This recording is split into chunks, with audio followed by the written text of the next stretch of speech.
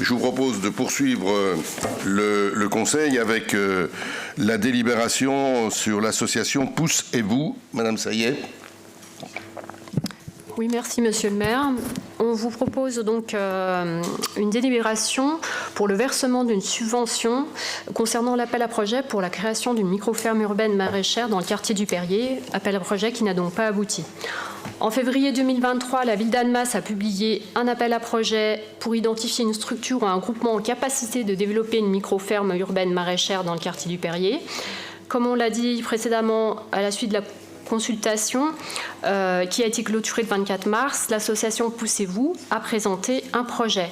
Cette offre de grande qualité, je tiens à le préciser, visant à développer une structure œuvrant dans le champ de l'alimentation durable, du maraîchage et de la pédagogie, a retenu l'attention de la ville et d'Annemasse Agglomération qui était commaître d'ouvrage du projet.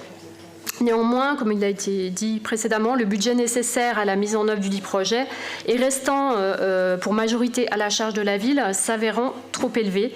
Cette dernière n'a pas souhaité donner suite à la proposition. Elle souhaite toutefois soutenir l'association dans la poursuite de ses actions. Donc, il est proposé au conseil municipal de lui verser une subvention de 720 €. Ceci étant exposé, considérant que les actions portées par l'association Poussez-vous contribuent au développement des projets en faveur de l'agriculture durable et vertueuse que soutient la ville d'Annemasse dans le cadre de sa politique publique, considérant que l'association s'est très fortement impliquée dans l'accompagnement de la ville au titre de l'appel à projet précité, visant à développer une micro-ferme urbaine maraîchère dans le quartier du Perrier, il vous est proposé de verser une subvention de 720 € à l'association Poussez-vous et de dire que les crédits seront imputés au budget de la commune, compte 6574/824. Merci. Des questions ou des remarques? Oui, Madame Meka. Oui, est-ce qu'on pourrait avoir des renseignements un petit peu plus... Des renseignements, on va dire tout simplement, sur le projet et sur l'appel à projet et la raison. Alors vous dites que c'est un problème de financement, mais on ne sait même pas ce que devait faire exactement l'association qui a été choisie à l'appel à projet. En quoi le projet était trop cher, qu'est-ce qu'ils ont présenté qui était trop cher ou le projet, parce que si c'est le projet en général qui était trop cher, on le savait déjà en lançant un appel à projet, donc j'ai du mal à comprendre, mais je pense que c'est peut-être ce qu'eux ils ont proposé à mettre en place qui sortait peut-être des crédits, mais est-ce qu'on peut avoir plus de descriptifs sur ce qu'ils proposaient, parce que là on n'a aucun document joint avec l'ordre du jour dessus. Juste ça. Je comprends d'ailleurs votre question en rappelant que ce projet est porté par l'Aglo également, hein, donc ça a été aussi débattu pour dire non au niveau de l'Aglo. Mais très rapidement, sinon on vous apportera tous les documents, y compris ce qui a été fait en complément, mais très rapidement, Madame Saillet, sur les grandes lignes. Oui, alors les objectifs de l'appel à projet, c'était le seconde version. On validait sur le principe de faire de la micro-ferme urbaine du Perrier un lieu emblématique du territoire sur la thématique de l'agriculture urbaine. Proposer une micro-ferme urbaine en cœur de quartier qui contribuera à développer l'attractivité du QPV avec la création d'une activité agricole, en incluant évidemment une activité de maraîchage. Avoir un porteur de projet identifié qui pourra avoir d'ailleurs une autre activité par ailleurs, sous réserve de pouvoir gérer le projet de micro-ferme urbaine dans son ensemble. Proposer une exploitation des parcelles dont la production serait distribuée en partie en circuit court au sein du QPV. Et puis créer un lieu totem en cœur de quartier qui participe à renforcer la cohésion sociale et le vivre ensemble sur le quartier politique de la ville. Ce lieu totem était identifié sur la parcelle du gymnase Robert Salaz. Donc cet appel à projet bénéficiait, comme on l'a vu sur la présentation de l'ANRU, de subventions quartier fertile. Hein. Donc c'était vraiment l'idée au départ, vous l'avez su, c'était de proposer vraiment une activité agricole à destination des habitants du quartier politique de la ville en créant en fait, en leur proposant en fait des activités pédagogiques pour leur montrer en fait l'alimentation durable, voilà. Donc, cette consultation, en fait, elle a donné lieu à un gros document édité par l'association Poussez-vous. Il y a eu de nombreux allers-retours entre l'agglo, la ville et l'association pour leur demander des précisions. Ce qui est ressorti, en fait, de ce projet, c'est que cette association, elle visait à promouvoir la résilience alimentaire et le lien social sur notre territoire. Donc, au niveau le projet en tant que tel, il était extrêmement vertueux. Il prévoyait en fait 3 pôles. Donc, il y avait le pôle ressources qui propose les contenus pédagogiques qui étaient demandés dans l'appel à projet, le pôle maraîchage qui était également qui figurait dans l'appel à projet, et puis le 3e pôle, c'était le pôle qu'elles ont appelé, c'était des femmes qui portaient ce projet, le pôle café-cantine, qui serait aménagé dans la ferme de Château-Rouge. Donc, ça nécessitait, en fait, donc un café-cantine, c'était vraiment proposer une offre de restauration, petite restauration, mais avec les produits issus, évidemment, du maraîchage dans le local de la ferme de Château-Rouge. La ville avait budgété, au niveau de l'appel à projet, 300 000 €.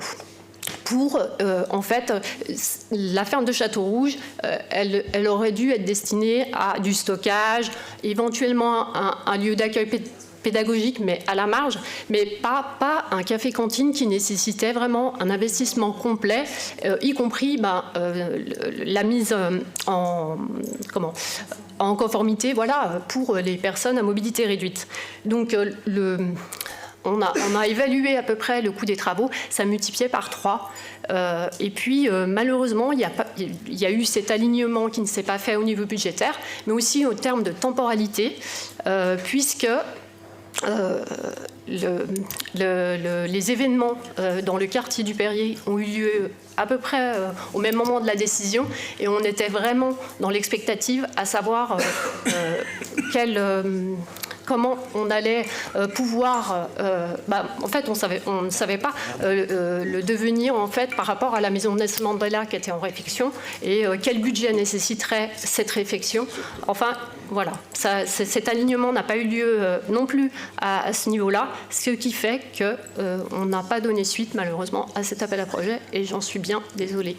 Merci d'avoir résumé un dossier aussi complexe et présenté de cette manière-là. Juste pour compléter, l'agriculture urbaine à Annemasse, je pense qu'on en reparlera, mais sans doute à moyen terme, et j'imagine que ce sera porté à une échelle un petit peu plus large que la ville, peut-être dans une stratégie alimentaire territoriale. Voilà. Monsieur Gacquenay. Oui. Mais les explications de Mme Sayet sont très claires, ont tenté de l'être, mais j'ai vu ce document. Je l'ai parcouru parce que j'ai des personnes qui étaient intéressées par le projet pour y répondre. Et je dois avouer que je pense que là, on a atteint vraiment les limites de l'administration française dans sa complexité à expliquer les projets. Je veux dire, je crois qu'il y avait à peu près 100 pages. Mais je pense que tout le monde y a passé du temps, les élus, les agents, etc. Mais je trouve vraiment que c'est d'une complexité absolument sans nom. En face, on se retrouve avec des personnes qui sont du monde associatif. Alors, peut-être que vous avez trouvé Poussez-vous et qu'ils ont été très dynamiques dans les questions-réponses. Mais je pense sincèrement qu'à un moment donné, on touche vraiment du doigt la complexité de l'administration française dans ses explications, parce que qu'il n'y ait eu aucune réponse dans le premier appel d'offres, je le conçois vraiment aisément, parce que je vous dis, même ceux qui étaient très intéressés et qui avaient un tout petit peu de finances, ont dit non mais c'est très carcan, très serré. Et c'est vrai que ça ne pousse pas forcément à vouloir se lancer dans le projet, même si une association a tenté le coup, et tant mieux, je dirais, pour le document. Je suis là aussi assez d'accord sur la complexité, hein. Mais d'abord, ils ont été accompagnés à un moment donné, et puis il y a un moment où il y avait l'équilibre financier en investissement, dont a parlé Mylène Sayet, là, à l'instant, qui était important, multiplié par 3 et au-delà. Et puis, il y avait, y compris après, des problèmes juridiques. Comment on aide un café-cantine par rapport au restaurant qui se trouve à côté. Voilà, il y a le problème de concurrence légale. Et parce que, il faut l'ajouter, le fonctionnement, ça ne marchait que si il était subventionné. C'est-à-dire, c'était très clair, hein, il fallait apporter une aide, et là, il y avait des difficultés. Moi, je regrette aussi, y compris parce que l'équipe qui a porté ce projet est très intéressante, elle est passionnée, et elle aurait mérité qu'on y arrive. Je suis l'optimisme de Mylène, je pense que l'agriculture urbaine, c'est pas fini, qu'on aura l'occasion, je l'espère, de retravailler avec elle, mais c'est vrai que quelquefois, les dossiers sont d'une complexité qui peut décourager. Monsieur Boucher. Vous avez en partie répondu. Je pense que sur ce coup-là, les personnes, elles avaient déjà un projet, Monsieur Gacquenay. Je pense que c'est pas nous qui leur avons fait écrire les 100 pages. C'est-à-dire qu'elles ont un projet. Elles ont un projet qui est surtout tourné, je pense, autour du café-cantine. Voilà, donc qui est extrêmement intéressant, mais qui n'était pas le projet d'agriculture urbaine dans son essence. Donc ça aurait pu matcher, mais ça n'a pas matché parce que quelque part les exigences, notamment au niveau du temps, étaient extrêmement fortes et il nous aurait fallu créer un restaurant, parce que c'est ça, créer un restaurant en quelque chose comme 6 mois. Et c'était impossible. Donc Mylène Saillé, dans le travail qu'on a mené, on est retourné vers elle pour leur dire, écoutez, tout le reste c'est super, tout le reste on peut le porter, mais cette partie-là on n'est pas capable, en tout cas dans les temps impartis, de le mettre en œuvre. Voilà. Et donc je pense qu'elles trouveront peut-être un autre endroit pour se poser et pour le faire, je leur souhaite, mais effectivement là on était dans un volume financier et surtout dans un timing de réalisation qui n'était absolument pas envisageable, pas possible. Voilà, donc c'est pour ça qu'on n'a pas abouti. Moi, j'ai été aussi déçu du premier appel d'offres, puisqu'on l'avait beaucoup travaillé autour d'entreprises d'insertion. Et je pensais sincèrement qu'on aurait des réponses, et là j'ai été assez déçu qu'on n'en ait pas. Parce que je pense que c'était aussi quelque chose d'extrêmement intéressant, c'est-à-dire d'avoir aussi dans toutes les notions qu'a exprimé Mylène Saillé, cette notion d'insertion par le maraîchage, et ça n'a pas fait. Voilà, donc. Merci. Toutes ces explications. Je vous propose quand même de leur attribuer une subvention de 720 €, parce que elles ont fait du travail, et puis ça nous permet de maintenir un lien avec elles de manière importante, parce qu'en effet, c'est une équipe tout à fait intéressante. Est-ce qu'il y a des votes contre, des abstentions? Merci.